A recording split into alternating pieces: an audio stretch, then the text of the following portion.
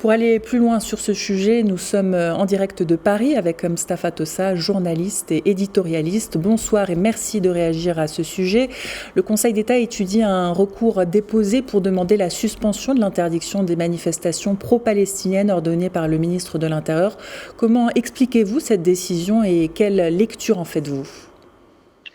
Oui, cette décision témoigne du fait qu'il y a un vrai débat politique entre les différents partis, les différents lieux de pouvoir en France, entre ceux qui disent que cette interdiction est tout à fait politiquement légale et d'autres qu'elle porte atteinte au droit de manifester et d'exprimer ses convictions de manière pacifique, de manière civile et de manière démocratique. Donc, le Conseil d'État a été saisi et jusqu'à présent, on ne sait pas quel chemin et quelle direction ce Conseil d'État va prendre. Est-ce qu'il va confirmer la décision qu'avait prise le ministre de l'Intérieur, Gérald Darmanin, ou est-ce qu'il va la casser et donc autoriser ces rassemblements pro-palestiniens? De toute façon, les manifestants pro-palestiniens parfois passent outre cette autorisation légale pour se rassembler. On l'a vu dans plusieurs villes, notamment pendant la période du week-end, mais ce sont des rassemblements illégaux, des rassemblements sauvages qui violent ce décret que le Conseil d'État est en train de discuter sur le plan légal, constitutionnel et politique. Mustapha Tossa, les pays européens continuent d'autoriser des manifestations.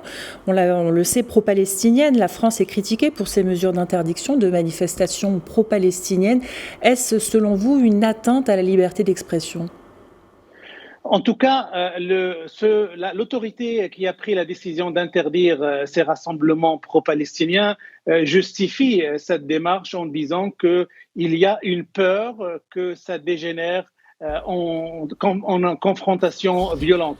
Alors, la France récemment a eu cette expérience avec les manifestations, que ce soit contre la retraite, que ce soit contre la hausse des prix ou l'inflation, ou que ce soit pour manifester sur des sujets de société. Toujours, ces manifestations finissent par une vraie confrontation violente entre les forces de l'ordre et ce qu'on appelle les Black Blocs ou les groupes d'extrême gauche qui viennent en découdre avec les forces de la police dans la rue. Donc, il y avait une peur que ça dégénère de cette manière-là. D'autant plus qu'il y a une crainte qui est installée dans les lieux du pouvoir en français, c'est que il y a une peur, une angoisse de voir importer ce conflit proche-oriental en France. Alors, quand on sait que la France abrite la première communauté arabo-musulmane, la première communauté juive d'Europe, les pouvoirs publics ont peur que ça dégénère en violence, en anti et pro-palestinien, et que ça constitue un danger pour l'ordre républicain. Donc c'est pour cette raison-là qu'ils ont prononcé cette interdiction. Rajoutons à cela qu'il y a une peur aussi du retour du terrorisme. Alors, il y a eu deux événements dramatiques qui sont passés en France et en Belgique.